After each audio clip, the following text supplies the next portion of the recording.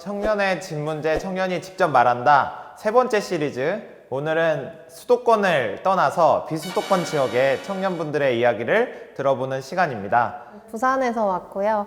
부산에서 활동을 하고 있습니다. 저는 지금 부모님이랑 같이 살고 있는 캥거루족이고요. 제주에서 살고 있고요. 저도 청년정책 관련된 활동들, 협동조합을 만들어가지고 활동하고 있습니다.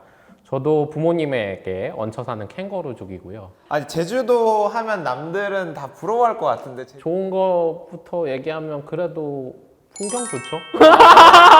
공기 좋고. 공기 좋고, 물 좋고, 뭐 다들 마시고 계시.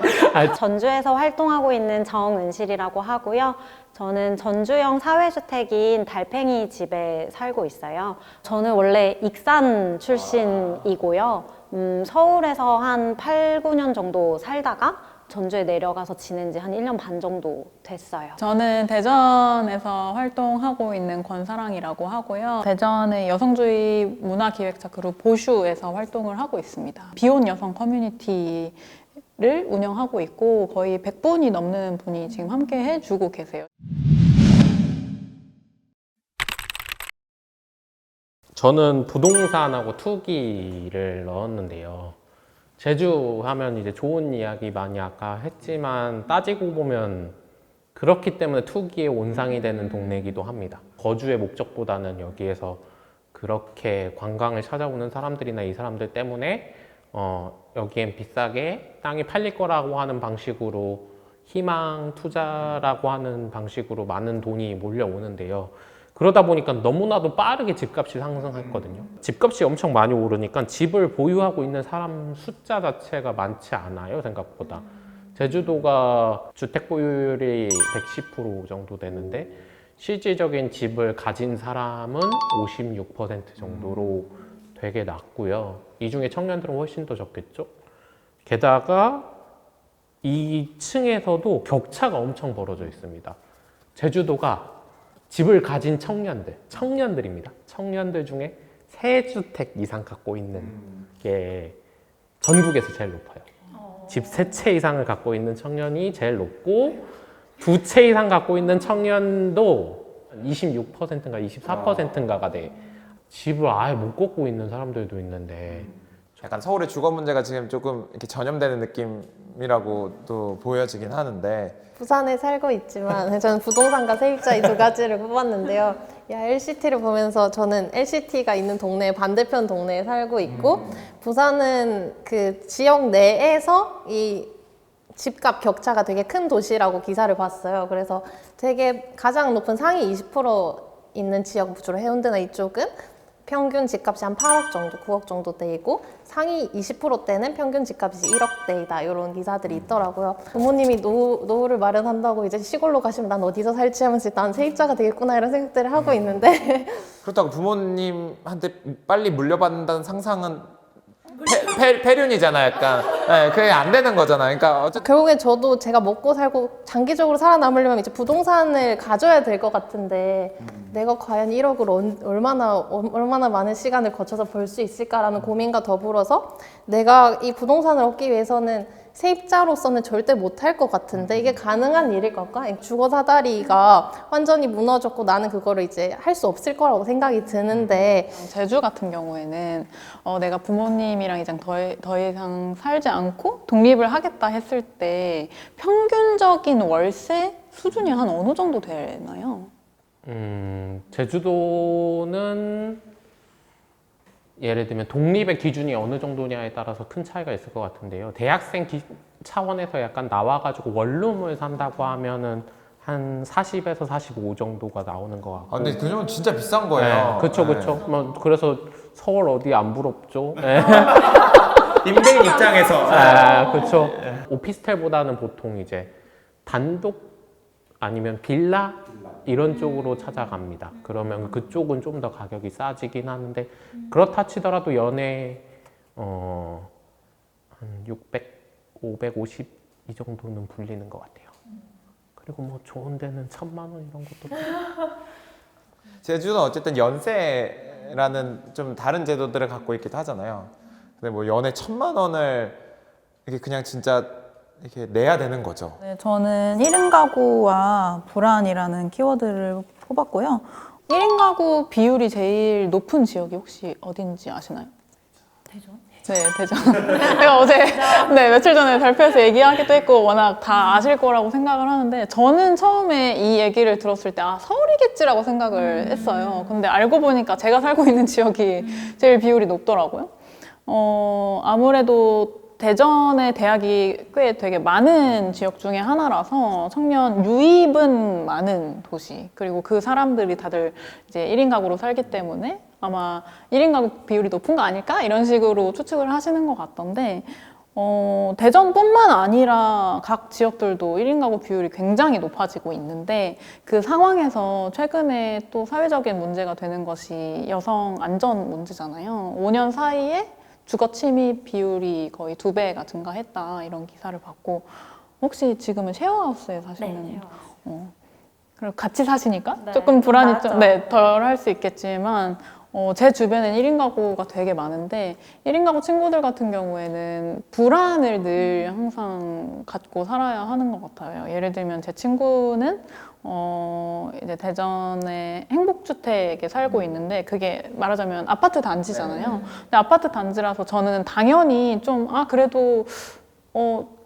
안전하지 않을까? 좀 불안이 덜하지 않을까라고 생각을 했는데 그 옆집에 있는 남자 세입자가 갑자기 막 문을 막 두드리면서 시끄럽게 하지 말라고 막 벨 계속 누르고 이렇게 했다는 거예요.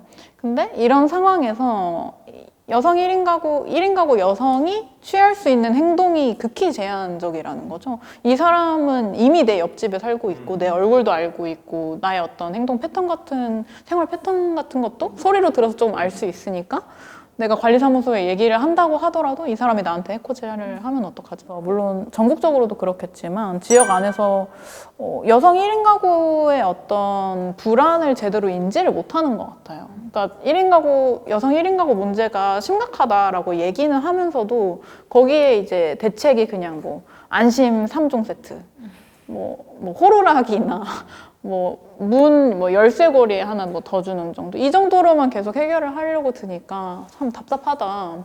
그리고 또 한 가지는 이 1인 가구로 살고 있는 여성들이 임시가 아닌 진짜 현재의 삶을 살아가는 그런 존재로 1인 가구를 선택한 것인데 그럼 이 사람들에 대해서 어떻게 지원할 것인지에 대한 그런 고민들을 저는 많이 하고 있고 여성으로서 지역에 내려오게 되면 특히 농촌 지역으로 가게 되면 그렇게 와서도 결혼 얘기밖에 안 묻는데요. 주변에 소개시켜주겠다? 이런 얘기들을 엄청 많이 한다고 하는데 이게 구성원으로 인정하기도 전에 그냥 결혼할 수 있는 사람이 들어오겠다? 이렇게 해석되는 경우들도 있는 것 같고 대전 서구가 좀 젊은 비율이 되게 많은 네. 도시인데 거기가 결혼 친화 도시라고 하더라고요. 그러니까 서구의 슬로건이요? 네. 그러니까 예를 들면 여성 친화 도시 이런 것처럼 결혼 친화 도시 이런 식으로 막 선정이 되고 그 사람들은 어쨌든 이 떨어져 있는 1인 가구를 이렇게 2인 가구, 3인 가구로 만들려고 하지 않을까? 그런 어떤 네이밍에서부터 좀 느껴지는 그런 것들도 있고 전주에서도 매매로 좀 적절하게 1인 가구가 구매하는 건 뭐 또 불가능한 건가요? 다 엄마 찬스, 저 안 쓰면 네, 부모님 찬스 안 쓰면 거의 어렵죠. 네. 지역에서 따지고 보면 대부분의 청년들의 빠져나가는 건 20대 초반, 그 20에서 24살이 제일 압도적으로 많거든요. 19세부터 24세 그 사이 내가. 근데 이들이 나가는 것은 실제로 보면 저는 독립의 욕구도 엄청 크다고 생각하거든요. 대학을 가겠다라고 하는 의지로서 그런 것도 있을 수 있긴 하겠지만 같은 성적이라도 타 지역으로 나가고자 하는 의지가 엄청 많이 있다고 느껴요. 이게 그러니까 말 그대로 지역 사회를 벗어나고 싶다? 내가 여기에서 서울보다는 좀 더 낮은 주거비를 부담을 줄일 수도 있고 그렇게 하면 좀 더 자산을 모을 수도 있고 이렇다 치더라도 부모님과 떨어지든 어떻게 해서든 벗어나든 가고 있는 거죠, 실제로도. 근데 결론적으로는 그런 청년들이 독립적으로 지역에서 살 수 있어야 안 유출, 속칭 지방정부가 매번 얘기하는 게 인구 유출 그리고 지방 소멸을 얘기하면서 서울은 1인 가구에 집중하는데 지역은 반대로 자꾸 결혼을 얘기하고 뭐 이제 가정을 꾸리게끔 하는 정책으로 지원을 하는 건데 정책이 더 벌어질 수밖에 없는 그 수요자들하고 안 맞고 흐트러질 수밖에 없는 환경들이 계속되는 거 아닌가 싶기도 합니다. 저는 사회주택에서 살아보았던 경험, 그리고 여기가 50년 동안 임대가 되어 있기 때문에 장기적으로 이렇게 될 수 있는 부분에 안정감이 있는 부분에서 많이 이야기를 하고 어필을 해도 사람들은 첫 번째로 내 집 마련을 꿈꾸는 게 변할 수가 없는 거예요. 괜찮은 월세나 좋은 환경이 만들어져도 이게 계속 세입자로 있으면 나는 이 불안이라는 딱지를 계속 뗄 수가 없는 환경이기 때문에 어떻게 이거를 뗄 수 있을까에 대한 고민이 항상 주거 문제에서 있는 것 같아요. 네. 사실 임대주택을 장기적으로 산다는 그림, 이걸 20년 사는 것보다는 어쨌든 조금 더 적은 형태로 본인의 집이 되면 여기서 마을 공동체까지도 꿈꾸면서 살아갈 수 있잖아요. 근데 그거를 임대주택 안에서도 커뮤니티가 다양하게 형성되면 또 다시 마을 공동체까지 나아갈 수 있기 때문에 이게 복합적인 시선으로 체계적으로 조금 만들어져야 되지 않을까. 분들이 있을 것 같아서 오히려 좀 현장에서 느끼시는 것들이 어떤 게 있을까? 저는 일단 기본적으로 아까 말했지만 공공임대주택 이게 따지고 보면 지역일수록 인구가 적고 이러다 보니까 속칭 교통편이 좋고 시가지와 가까이 있어가지고 사람들하고 있는 편의시설들이 많이 존재하는 곳은 행복주택을 안 짓죠. 지역에서는 외진되거나 땅 부지가 있는 데들 지으니까 공진율이 당연히 늘어날 수밖에 없죠. 근데 이런 식의 접근이 약간 뭐랄까 그냥 집만 지어주면 돼와 어떤 식으로 청년들한테 집을 제공할 것인가에 대한 부분들에 대한 차이들도 분명하게 존재하는 것 같다. 서울에서는 아까도 말했지만 인구가 일정하게 규모가 되다 보니까 여길 짓더라도 저길 짓더라도 거기도 분명 차이가 있긴 하겠지만 그래도 어느 정도의 편의시설들을 갖춘 경우들이 많은데 요건 행복주택만 덩그러니 있는 경우들, 공공임대주택만 덩그러니 있는 경우도 많거든요. 단순히 생활 인프라만 있는 게 아니라 거기에서 내가 관계 맺을 수 있는 나랑 유사한 삶의 지향을 가진 사람이 있어야 또 이야기 나누고 안정감을 가지면서 이렇게 연결이 되는 건데 요즘 뭐 지방 인구 소멸을 막겠다고 하면서 여러 가지 집을 제공해 주는 것들이 많이 있지만 다 잠깐 살고 다시 돌아오고 그냥 가게 1, 2년 하다가 돌아가는 경우가 굉장히 많잖아요. 그런 부분에서도 그 안에 관계 형성을 시켜주는 데까지에 대한 세팅값들의 고려가 없기 때문에 대한 문제점이 같이 있는 것 같아요.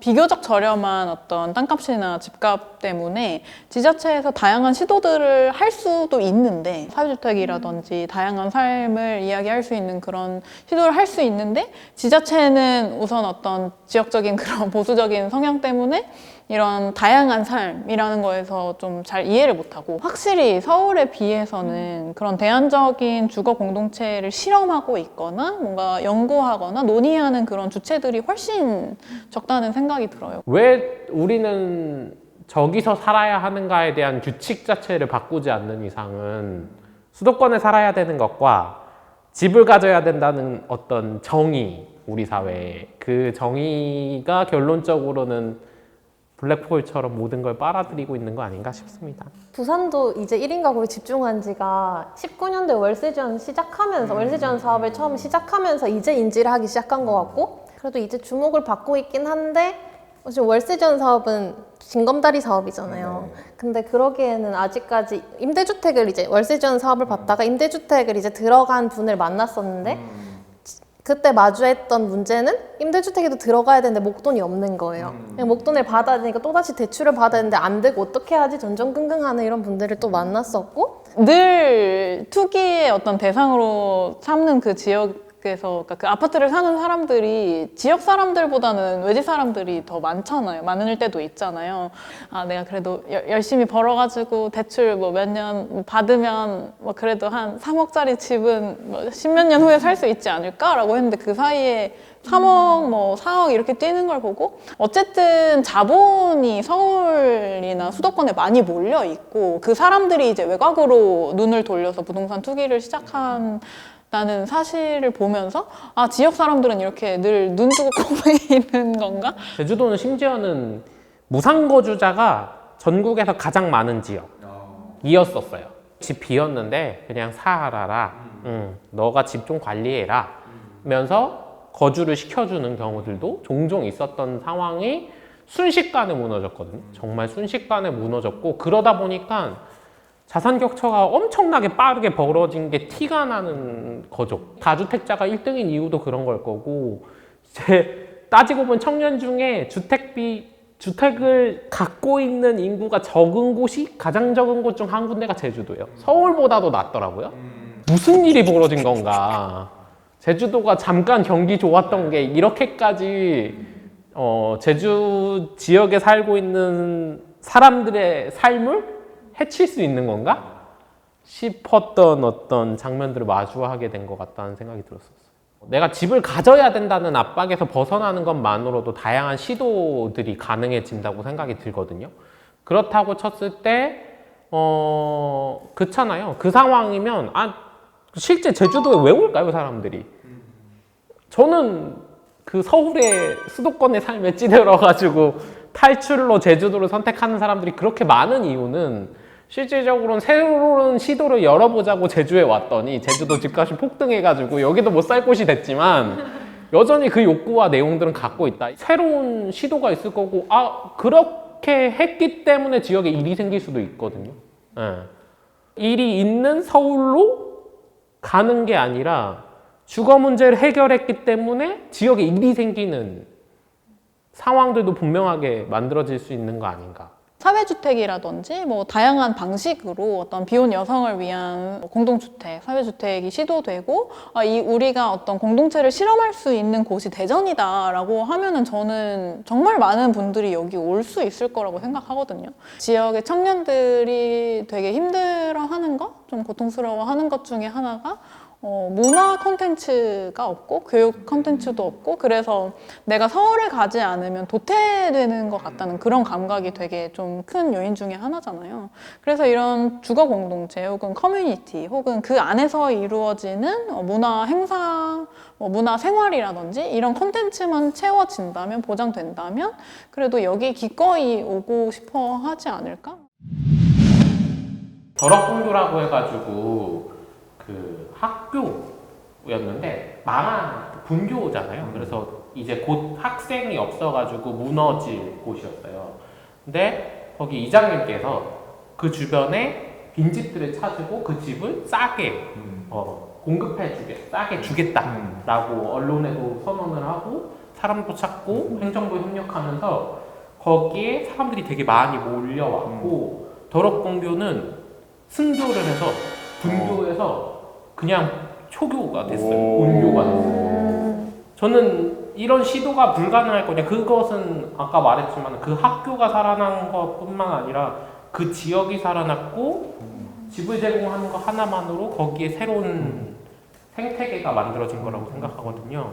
수도권에서도 답이 없고 지역도 답이 없다라고 되고 있는 상황을 깨트리기 위해서는 위기 상황을 지원하는 것도 있지만 역전적인 상황을 지원할 필요도 있다라는 생각이 들기도 합니다. 부산의 청년 주거하면 이제 행복주택, 월세, 그다음에 임대주택, 그리고 또 이제 머물자리론 같은 이자 지원인데, 사실 이자 지원 방식은 너도 내가 이자를 지원할 테니 대출 받아서 그게 뛰어들어라는 방식이잖아요. 그래서 그냥 내던져지는 방식으로 지금 주거 정책이 만들어지고 있구나. 그럼 아까 말했다시피 무상으로 집을 준다든지, 그러니까 획기적인 시도가 완전히 이루어지지 않으면 그 모델이 안 나오면 해결이 안 되겠구나 하는 생각들을 했던 것 같아요. 당장에는 일단 공급이 많이 돼야 되기 때문에 많은 양적인 게 이루어졌다고 한다면, 이제 앞으로는 질적인 부분에 대한 고민들이 필요한 것 같아요. 그러니까 물론 정부가 모든 거를 다 맞춤형으로 갈 수는 없기 때문에 지자체와 협력을 통한 어떤 사례들을 원하고 있는지, 1차적으로 공급된 정책에 대한 부분이 어떻게 발현되고 있고 어떤 부분을 못 채우고 있는지에 대한 피드백을 통해서 이루어지는 과정들이 제일 중요하다고 생각해요. 지금 시점에서는요. 청년 주거를 바라볼 때 어떤 지자체나 행정에서 이 사람들을 어떤 이행기에 있는 사람, 임시적인 삶을 지금 구성하고 있는 사람, 이런 식으로 상상하기가 쉬운데, 뭐 비혼이라든지 뭐 친구랑 같이 사는 사람이라든지 이렇게 자기가 선택한 그 삶을 임시가 아니라 그 사람이 선택한 최선의 그런 방식이라는 거를 좀 인정하면서 그런 다양한 삶의 방식을 표현할 수 있는 그런 장기적인 시각을 가지고 주거 정책에 접근을 하면 좋겠다는 생각을 하고 있습니다. 세 번째 시리즈인 비수도권 지역의 청년들의 주거 문제를 다뤄보았습니다. 다음 네 번째 시리즈는 이제 주택 정책에 초점을 맞춰서 좀 더 다양한 이야기를 해보는 시간을 가져보도록 하겠습니다. 오늘 함께 참여해 주셔서 진심으로 감사드립니다. 고생하셨습니다.